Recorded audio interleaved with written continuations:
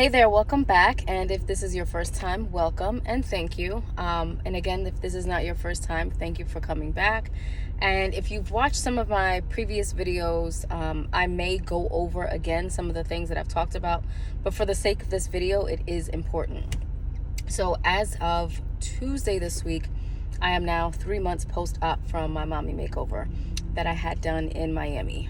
It is a breast augmentation and tummy tuck with lipo to the flanks. Again, I am currently 3 months and it has been a journey. And I apologize in advance, but this video will probably be a bit long. However, the things that I'm going to talk about, they are pretty important. So I just want to make sure that I address some of the things that have come up along as I've gone through this journey, and some of the things that people have asked me. And I do kind of have notes here. I do apologize in advance. Sorry, not sorry, but I have squirrel syndrome and I'm very easily distracted. But again, I am currently 3 months post-op, and I have reached the point where now the garments, the fajas, the compressions, all of that stuff is not necessarily needed. However, the healing process for something like this can take anywhere from 3 to 6 to 9 to 12 months as far as healing is concerned, and every body is different. So when you see some people, they talk about their surgery and they talk about how, rainbows and butterflies it was and how everything was amazing and they didn't struggle. They lied. To what degree, I don't know. However, initially, this process was so easy. I was like, this doesn't make sense. In my head, I chalked this up to, I would literally not be able to move, and, I would just be an invalid basically. And that was not my experience, aside from the severe back pain, because obviously when they sew your stomach together, it's not just on the outside, it literally is your insides being sewn together, and you cannot stand up straight.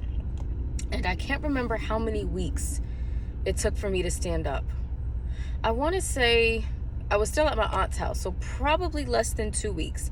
Not completely erected, straight standing up, but pretty straight for someone who's had their tummy tucked.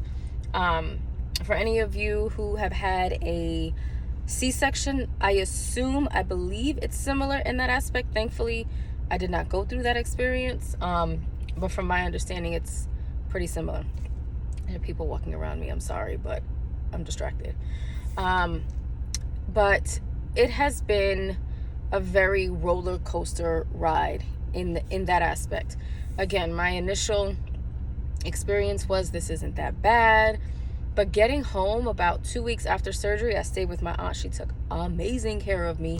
I literally didn't have to do anything. She would yell at me when I would go to open the fridge, because she has a really great fridge, and when you have to pull on it, you can't pull because you don't realize how much muscle you use, whether it's your chest muscles from opening things, they're about to hit each other, oh my god, or if it's you're reaching for something and you feel your core, you really don't understand getting up out of bed. Being completely flat, it is still 3 months later hard for me to get up out of bed. I literally have to kick my leg up to get the momentum to get out of bed. And again, I've already said this, I'm gonna kind of go back and forth between the things that I'm saying. One of the things that I really want to address is the fact that you need to be confident in what you're doing, first and foremost. I did a lot of prayer. My husband prayed over me. It was something that I really, for many years, wanted to do, but for many reasons, I just put it off. And I'm like, well, I'm turning 40. Ain't nobody got time for that. I need to do this now or never. So I did it. And you have to have that positive support system. Not everybody's going to agree. Thankfully, that wasn't my experience. But not everybody's going to agree, and you cannot have those negative Nancys in your life trying to tell you anything. Either you're gonna do it or you're not. And if you're going to belittle me, then that's on you. I don't need that energy in my life. So you need that emotional support, but you definitely need that physical support. There are a lot of things that you cannot do on your own. Literally, wiping yourself from the back is not going to happen. It's just not. I'm just going to be honest. It's not going to happen. For the first, like, literally, I'm 3 months post-op, and it's taken over 2 months to, like, really be able to do that. I'm just being honest. I can be honest, for one, because this is my video. Two, because I don't want anyone to look at this video and don't feel that they've been informed. Another thing is, the doctor that I went to was referred by someone that I know. I'm not going to put this person on blast. It's not even on blast. I'm not going to share who this person is just because it's their privacy. But once I literally started looking at this doctor's Instagram page and their Facebook and all of that, I'm like, this is it. Like, I had no qualms on where I was going. Like, this is the person. There was literally a place here practically down the street from my house that I looked at for like a half a second, but the reviews, the experience from other women, from different Facebook groups, was a resounding hell no, don't go. That was funny. I cracked myself up. But I don't want people to ever get quality with price, or lack thereof, like kind of interchange that. So we can talk about costs and all of that in a different video. I may do it another time. But my sister, very well-intentioned sisters, had sent me Instagram pages of other doctors, I think in the United States and probably abroad, that were doing surgeries for like, I don't know, $4,000, $5,000, $6,000. I'm like, oh yeah, that's an amazing price. And I'm looking at their pages and I'm like, for one, I didn't have peace in that, because it wasn't the price, it was the quality. It was me knowing in the depths of me that this person I'm literally entrusting my entire life, my actual life into, am I going to come out of this happy with the results? Am I going to just barely make it out? Like, what is going to be my outcome? So quality is a very, that should be your number one. Quality, number one. Whether you pay $50,000 for a surgery or $5,000 for the surgery, your quality matters. So they well-intentioned send information for other doctors, and I'm like, nah. Excuse me. So I am completely, and I feel like I'm yelling. Excuse me. Oh my goodness. Let me drink my iced coffee. Dunkin' Donuts. Well, whatever. They should pay me because they're delicious.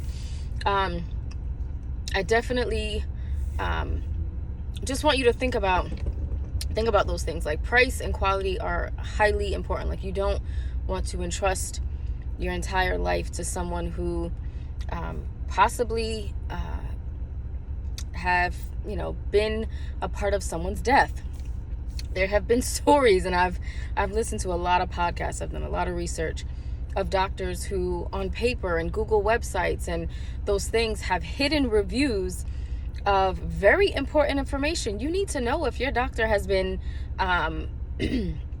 sued or, any of those things, anything that could literally put your life in jeopardy. You should know those things. Excuse me. And yes, that can be a whole nother video, but those things are very important. Let me look at my notes.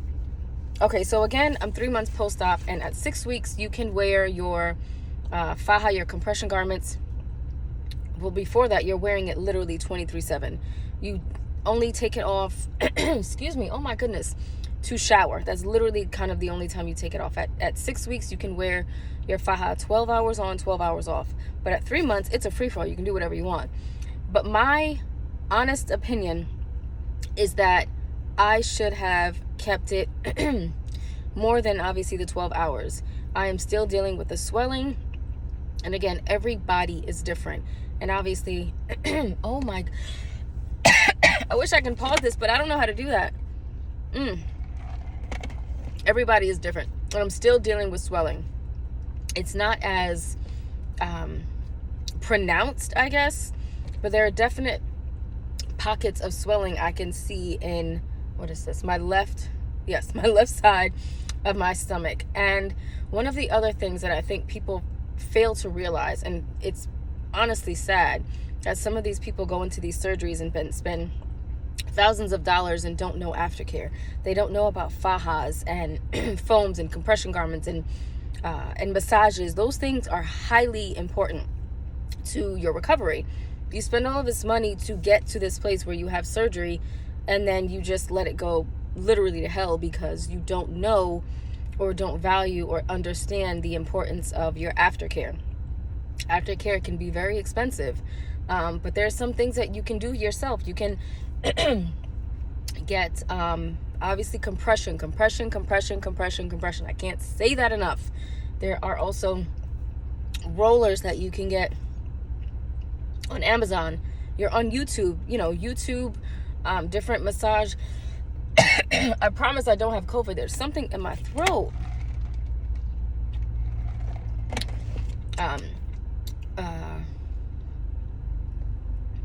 What do you call those things? Things to roll yourself, to massage yourself.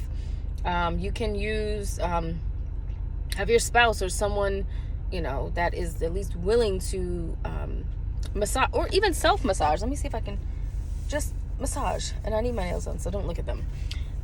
But compression is everything. One of the things that I've honestly struggled with, even before surgery, ever since I got COVID, was my water intake. I drink a cup of coffee a day. That's it. I drink water. That's literally it. But me being able to drink the amount of water that, one, I should be, two, that is recommended to help with the swelling, I'm just not getting it. I'm just going to be honest. It's not happening. Some of the other things that are helpful with swelling is arnica. Arnica tea that I drink generally in the morning with my, what is it called? Oh, I can't think of what it's called right now. But it's something I got on Amazon. I'll remember it in a minute. Pineapple juice is supposed to be very good for, what is going on? Wow, this video really is long. Pineapple juice is good for that as well. So I think, first and foremost, know where you're going. Have the peace, that where you're going is where you should be going. Surround yourself with a community, whether that's online and especially in person, with people who are going to support you physically and emotionally, because this has been a roller coaster. Honestly, it has truly been a roller coaster. They talk about so much, trust the process. And I'm like, it's great at first because you get out of, you get off that table and you're like, damn, girl, you look good. And then you realize that swelling kicks in. You're like, I don't know. No, don't get me wrong. It is not bad. I am very happy with my results. Very happy. But had I really, truly understood the importance of, excuse me, compression, I don't think I would be dealing with as much swelling as I am. Another thing, let's see. Let's see. Again, as far as the compression garments go, as you, obviously continue in your healing journey, you're not going to come, straight out of surgery with the same faja that you are in 6 weeks, 12 weeks, and if you want to continue later on. So never invest in something that is a right now situation, because as the swelling goes down, you need that compression to keep you compressed, excuse me, to, allow that swelling to come down. One of the other things that I didn't really understand until literally a few weeks ago is that I am very happy with my results. I am honestly very happy with my results. I'll have to figure out how to make a video and have pictures, because I do want to share appropriately my before and afters. But one of the things that I didn't really understand is that I focused so much on what I didn't like, what I didn't want. I hated that my stomach, basically fell over my pants, how my boobs literally were, let's just joke around, on the floor. I developed young, I developed fast. I had kids, and just gravity just took its toll. And so I focused more on what I didn't like, what I didn't want, what I couldn't stand, rather than really understand what I did want. Again, I am very happy with my results, very happy. But had I really stopped and thought about what it is that I wanted versus what I didn't want, focus more on what I actually wanted out of this surgery versus what I didn't want, what I wanted to change, I think I'd be even more pleased and happy with my results. I would absolutely 1,000% sure, as if I'm on Maury, say that I would absolutely highly recommend my doctor. Dr. Earl has been amazing. What I love so much about him is that, for one, he educates. He absolutely cares about his patients. And if you've seen my previous videos, I have mentioned this before, but literally walking into surgery and seeing the surgical team, when I say I had so much peace going into this, like, I cannot explain and express how peaceful this process was. As scary, as you don't know really how it's going to turn out, I had so much peace in this. And so I literally have the tiniest veins, and it is practically impossible for people to, draw blood from me because it just, for whatever reason, doesn't want to come out. And so the anesthesiologist pricks me, I don't know, at least 3 times before I'm literally knocked out. And I'm like, ouch, because I'm getting pricked, they're needles. And he literally was, standing on my left side, and he started to like rub my forearm. And I thought that was so incredibly sensitive and just a beautiful representation of who he is, his character. And it's not just about, the clout on Instagram or Facebook and, look at me, I'm God. And, I think he does it for the love of what he does. Like, he really loves his patients. He loves his practice. He loves what he does. And if I decide to have another surgery, yes, that's exactly where I'm going. Dr. Earl has been amazing. His team is, I literally tell you, they are like the Chick-fil-A of plastic surgery. It has been an amazing experience. Even still, I'll message them, and they are, fairly quick about getting within a day I get a response back. And it has been such a pleasure going through all of this, that I am grateful this is the doctor that I chose. This is the practice that I chose. And I'm glad that you watched this video. So I feel like this video is super long. And I probably will do another video, just because I felt like what I said was absolutely necessary. And I think there are things that people don't necessarily think about when they're, going through this process of considering, or even actually on the other side, the follow through, how important and how necessary mindset, helpfulness, all those things that you need when you're going through something like this. Like, you literally cannot do this alone. That is utterly impossible. But one of the things that I do want to mention is, excuse me, don't have short-term thinking. That was one of the things that I had when I referred to thinking more about what I didn't want versus what I wanted. And it was so much annoying, what I hate. I kind of hated it about myself. I was more so thinking about the here and now versus in the future, because I will obviously maintain, what has taken place. And I'm very excited about my results. I really am very happy. My only regret is not doing this sooner. But I guess if I had done it sooner, I wouldn't have had Dr. Earl, and I probably wouldn't have the amazing results that I have. And so I will end this video saying, please do your research. Please ask me if you have any questions. I'll be more than happy to answer any questions that you may have. I know that a lot of times we want to, or at least for me personally, I see some of these women, I'm like, did you get your butt done? And if you really had a good surgeon, you can't tell. Because some of these women, I see them on, this particular, my doctor's Facebook group, and I'm like, damn, their body is like perfect. And not because they had so much surgery, but because they had a great foundation that he's just able to enhance it, that it's like, wow, it's pretty crazy. And I think, you know, people maybe don't want to share that they've had something done out of shame for whatever reason. I'm like, yeah, I had surgery. I'm okay with that. I don't care that, you know, you feel however you feel about it. But I would love to, you know, educate those who are willing to learn and want to know, because I don't ever want to give information that is, you know, partial, and people go into their own, you know, situation and they're not fully aware. Because it's crazy how many, and I don't know if I've said this already, how many practices and surgeons, you know, they have these you know, they do these surgeries and the patients don't know about aftercare, and they don't know the things that they're supposed to do. And I'm like, you're doing your patients a disservice. You're doing yourself a disservice, but I guess if they're getting paid, it doesn't matter. But you really need to understand that this is not just, okay, I get off the table, my body's amazing. Like, no, there's a recovery process. There is an aftercare process. This is not an overnight thing.